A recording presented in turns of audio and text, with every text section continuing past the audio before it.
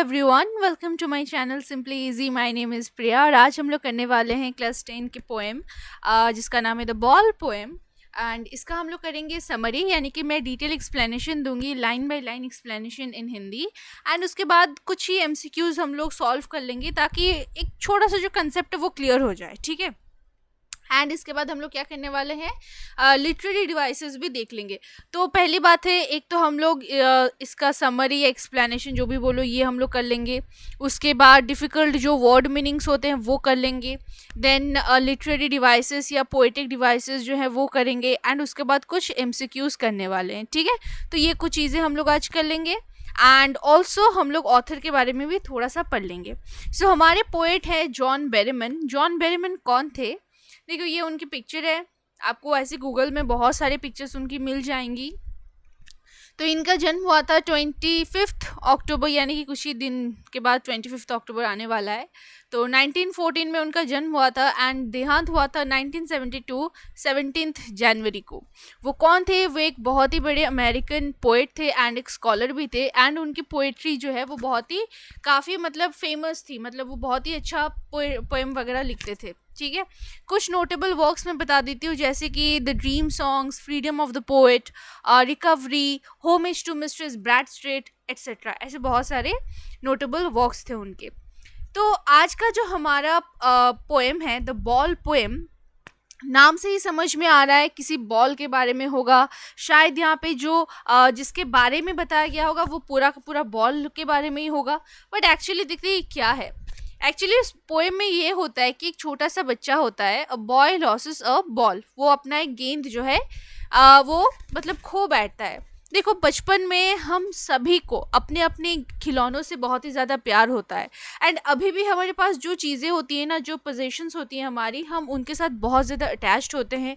और अगर हम मतलब हमारे से वो मतलब कोई छीन लेता है या हम खोल देते हैं उसको, तो ऑब्वियसली हम बहुत ही ज़्यादा अपसेट हो जाएंगे, है कि नहीं। तो यहाँ पे भी वो बच्चा बहुत ज़्यादा अपसेट हो जाता है। और यहाँ पे एक बोला गया है कि a ball doesn't cost much nor is it difficult to buy another ball, why then is the boy so upset. अब देखो, पहली बात है, अगर मैं यहाँ पे बोल रही हूँ, इंडिया में अगर एक बॉल का कीमत होता है 10 रुपए, ठीक है। तो 10 रुपए मतलब आपका एक बॉल है या आपका एक पेन है। मैं पेन का ही एग्जाम्पल लेती हूँ। आपकी मम्मी ने आपके बर्थडे पे एक पेन गिफ्ट किया है, ठीक है। इसका कीमत है 10 रुपए। बट उस पेन के साथ बहुत सारी यादें आपकी जुड़ी हुई है। मान लो कि आपने उसी पेन को लेकर आपने अपना पहला बोर्ड्स दिया होगा। चलो, आपने अभी तक नहीं दिया है, कोई दूसरा एग्ज़ाम दिया होगा या उसके साथ बहुत सारी यादें जुड़ी है। बट अगर वो पेन गुम हो जाता है तो देखो, आप ऑब्वियसली अपसेट हो गए। बट ऐसा नहीं कि मार्केट में वो सिमिलर टाइप का कोई पेन नहीं मिलेगा, बिल्कुल मिलेगा, लेकिन वो जो यादें जुड़ी है ना वो नहीं मिलेगी। ये बचपन में एक मेरे साथ ये हादसा हुआ था। मेरे एक अंकल थे, तो उन्होंने मुझको एक बॉल तो नहीं बोलूँगी, बट एक अलग सा एक गेंद टाइप का था, उसमें ना वो लाइट जलता था। बट आप उसके साथ वो बाहर लेके खेल नहीं सकते हो। सो वो अंकल उन्होंने दिया था मेरे बर्थडे में। एंड उसके बाद वाले मतलब साल में उनका देहांत हो गया था।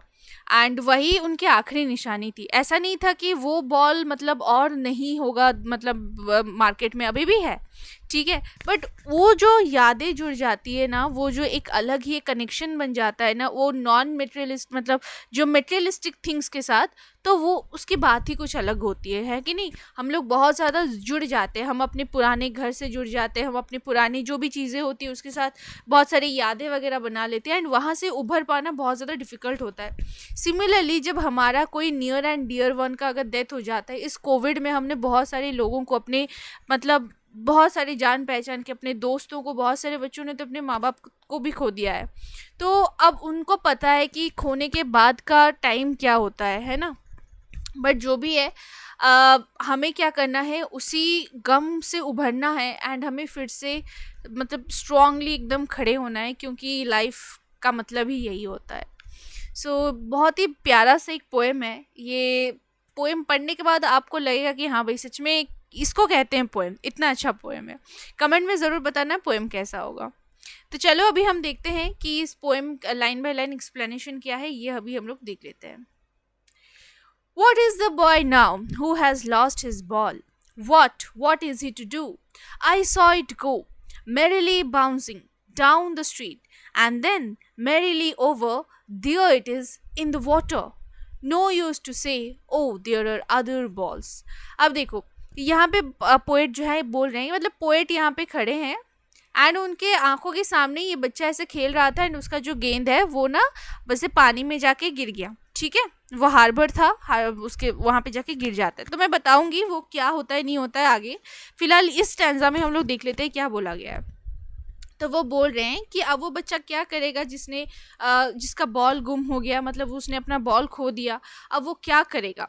तो मैंने देखा, तो पोएट बोले कि I saw it go and बोले कि मैरीली बाउंसिंग। आप देखोगे ये जो गेंद होते हैं ऐसे उछल उछल के जाते हैं ना, तो ये उछल उछल के जब जा रहा था बॉल, तो उसको बोले कि मैरीली बाउंसिंग, मतलब बहुत ही खुशी खुशी हो गई, वो बाउंस करते करते वो स्ट्रीट की तरफ जा रहा था एंड फिर खुशी से वो क्या किया, वो वाटर में जाके गिर गया। वहाँ पे पानी था तो वो उस पानी में गिर गया।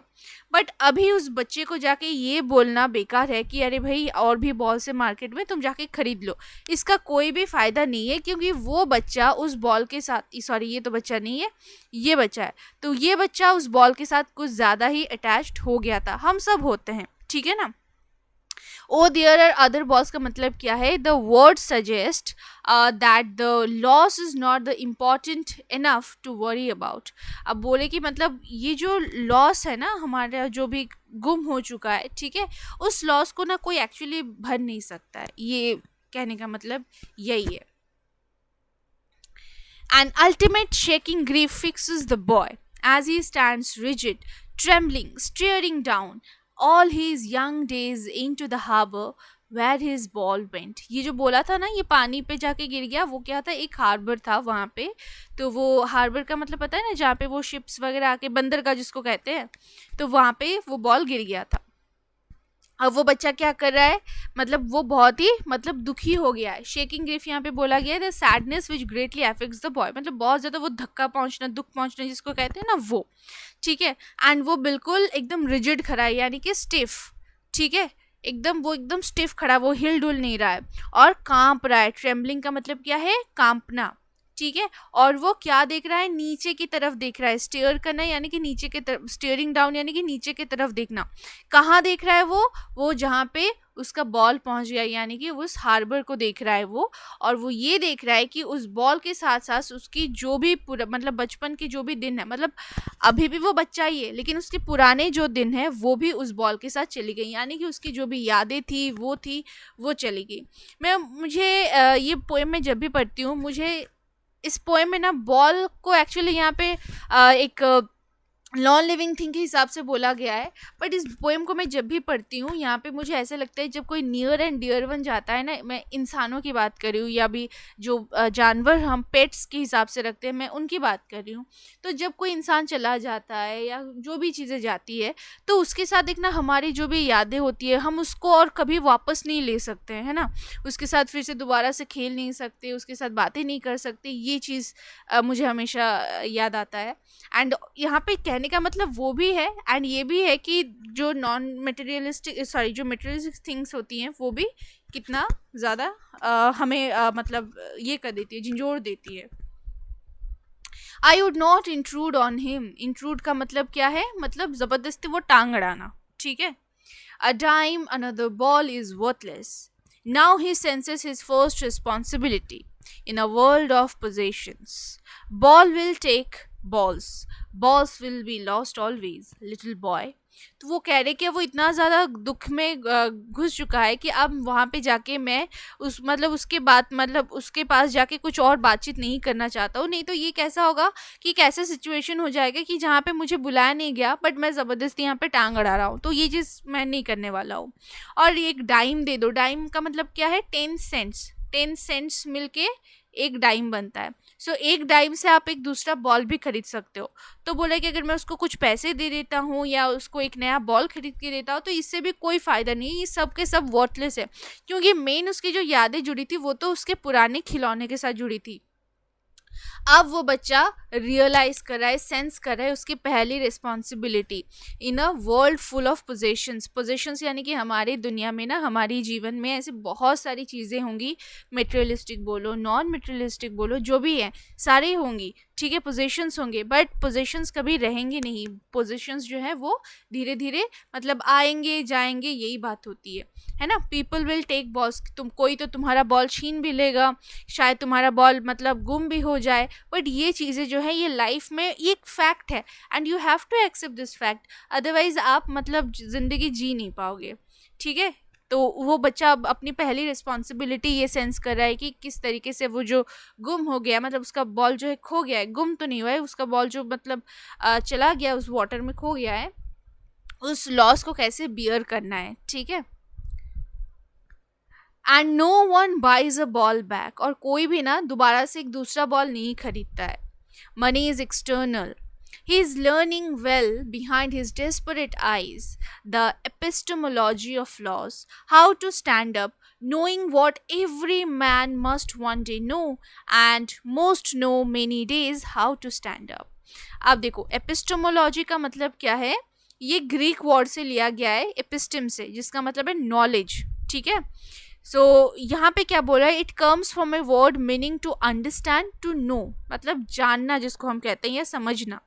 Epistemology is the study of nature of knowledge itself, and यहाँ पे जो एपिस्टेमोलॉजी ऑफ लॉस बोला गया है, इसका मतलब क्या है, understanding the nature of loss, what it means to lose something, मतलब जब कुछ कोई चीज़ मतलब चला जाता है, हमारे से अलग हो जाता है, ठीक है, तो उस लॉस को बियर करना, उस लॉस को समझना कि हाँ कैसा फील होता है, इसे ही कहते हैं एपिस्टेमोलॉजी ऑफ लॉस। तो वो बोल रहे हैं कि अब ये जो बच्चा है ना, अपने होपलेस आंखों से, होपलेस क्यों है, क्योंकि उसको पता है कि वो बॉल उसके पास वापस नहीं आने वाला, तो उस बॉल को देखते देखते वो क्या कर रहा है, वो जो मतलब खोने का जो दुख है, खोने का जो मतलब एहसास है, वो रियलाइज़ कर रहा है, एंड वो ये भी मतलब सीख रहा है कि किस तरीके से अब मुझे खड़ा होना है, यानी कि ऐसा नहीं कि बॉल के जाने के बाद वो गिर गया था, ऐसा नहीं है, मतलब फिर से किस तरीके से वो खड़ा होगा, यानी कि किसी के जाने के बाद उस गम से उभर के तुमको आके वो एक स्ट्रांग इंसान की तरह तुमको खड़ा होना है, ठीक है। तो और ये बता रहे हैं कि knowing what every man must one day know, देखो इसका कहने का मतलब यही है कि हम सब जो है ना, हम सबको इस सिचुएशन से गुजरना पड़ेगा, ये सबके लाइफ में ये चीज़ होता है, एक ना एक दिन हमें ये इस चीज़ों से गुजरना पड़ेगा, एंड एक ना एक दिन हमें ये सीखना है कि किस तरीके से इन चीज़ों से हम उभर के आए, एंड एक स्ट्रॉन्ग पर्सन की तरह हम खड़े हों। ये था हमारा पोएम, एंड आई होप आपको पोएम बहुत अच्छा लगा होगा, मुझे तो बहुत अच्छा लगा, ये पोएम बहुत ही बढ़िया है। तो अभी हम देखते हैं इसके लिटरेरी डिवाइसेस। पहली बात है, इसमें कोई भी राइमिंग स्कीम नहीं है, फ्री वर्ड्स में लिखा है, देखो कोई भी मैचिंग नहीं हो रहा है यहाँ पे, ठीक है, राइमिंग ही नहीं कर रहा है, सो नो राइमिंग स्कीम। इंजैबमेंट हमको यहाँ पे देखने को मिल रहा है, क्या, ध्यान से देखो, इस वाले में आपको ज़्यादा अच्छे से समझ में आएगा, यहाँ से देखो, let me change the colour of the pen, हाँ, तो देखो फिक्सेस द बॉय, उसके बाद यहाँ पे कोई भी पंक्चुएशन मार्क वगैरह कुछ भी नहीं है, यहाँ पे भी नहीं है, यहाँ पे भी नहीं है, एंड एकदम यहाँ पे ख़त्म हो रहा है। सो ये क्या है, ये एक इंजैबमेंट की एग्जाम्पल है, यानी कि एक सेंटेंस को जब हम लोग डिफरेंट लाइंस में लिखते हैं, ये एक ही सेंटेंस है, बस इसको हम डिफरेंट लाइंस में लिख रहे हैं, यहाँ पे कोई भी पंक्चुएशन मार्क ना दिए हुए, यहाँ पे कुछ भी नहीं है, एंड यहाँ पे एक पंक्चुएशन मार्क दे रहे, कोई भी है, कॉमा हो गया, पंक्चुएशन सॉरी एक्सक्लेमेटरी मार्क, जो भी है, ये सारी चीज़ें अगर नहीं होती है, अगर लास्ट में होता है, तो इसको हम कहते हैं इंजैबमेंट। उसके बाद हम देख रहे हैं एनाफोरा। एनाफोरा क्या है, जब सेम वर्ड अगर डिफरेंट लाइंस में मतलब स्टार्ट हो, इनिशियल वर्ड्स अगर दोनों ही सेम हो, तो वो होता है एनाफोरा। जैसे यहाँ ये वाला लाइन शुरू हुआ है व्हाट से, ये वाला लाइन भी शुरू हुआ है व्हाट से, ये हो गया एनाफोरा। यहाँ पे भी देखो मेरिली, एंड यहाँ पे भी है मेरिली, ये भी हो गया एनाफोरा। एलिट्रेशन यानी कि जब कोई भी जो नेबरिंग वर्ड्स होती है, उनका अगर इनिशियल साउंड अगर सेम आता है, तो वो होता है एलिट्रेशन, ठीक है। तो यहाँ पे मैं आपको दिखा देती हूँ कहाँ पे होगा, लेट मी सी वेरी वेल। अच्छा यहाँ पे देखो, मैन मस्ट, म से है ना, देखो म साउंड आ रहा है तो ये आ गया एलिट्रेशन। अच्छा यहाँ पे भी देखो बाइज बॉल बैक, ब साउंड यहाँ पे रिपीट हो रहा है तो ये हो गया एलिट्रेशन। और यहाँ पे हमको कॉन्सोनेंस भी देखने को मिल जाएगा, ठीक है। मैं बताती हूँ कहाँ पे कॉन्सोनेंस है, just wait for a while. अच्छा यहाँ पे देखो ये बॉल्स ल, ये भी ल, विल ल, लिटिल ल, ऑलवेज ल। यहाँ पे देखो ल साउंड बहुत ज़्यादा प्रोमिनेंट है तो ये हो गया हमारा कॉन्सोनेंस, ठीक है।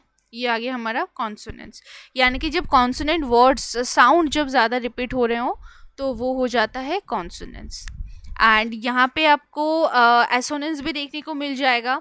जब एसोनेंस का मतलब होता है जब कोई वॉवल साउंड, ठीक है, मतलब जब वॉवल साउंड अगर रिपीट हो रहे हैं तो उसको कहते हैं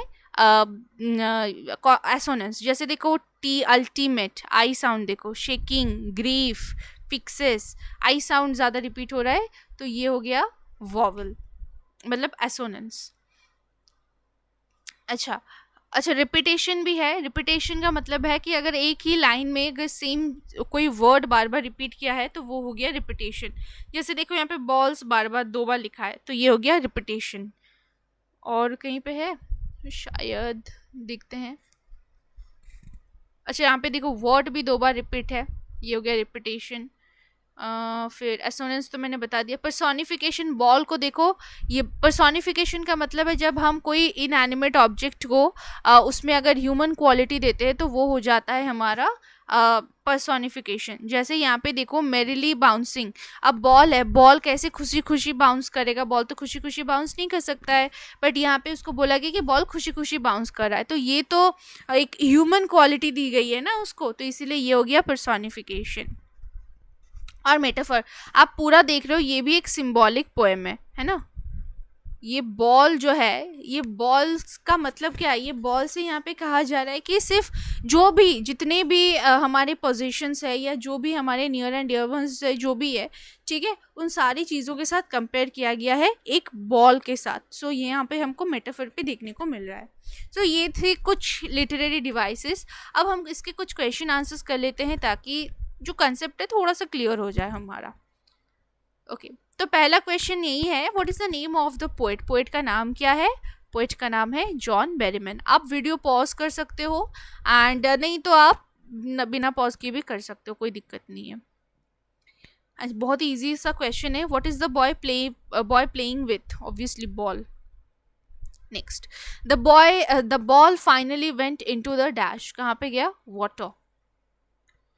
where was the boy staring down, boy मतलब वो जो बच्चा था वो किधर देख रहा था, एंड यहाँ पे होगा harbour. What does the word desperate mean, desperate का मतलब क्या है? Hopeless. What does the phrase in the world of positions mean, in the world of positions का मतलब क्या है? आप वीडियो पॉज कर लो, मैं बता देती हूँ। Option number C is the correct one, that in the world full of materialistic things, है ना।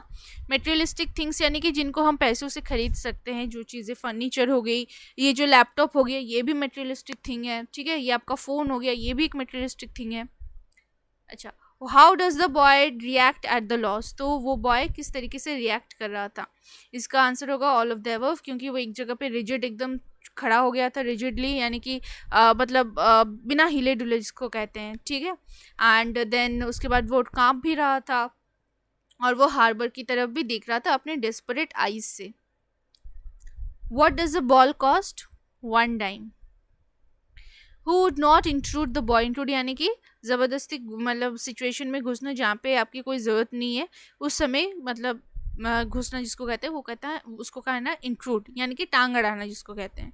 यहाँ पे पोएट की बात की गई है, पोएट उसको डिस्टर्ब नहीं करना चाहते थे।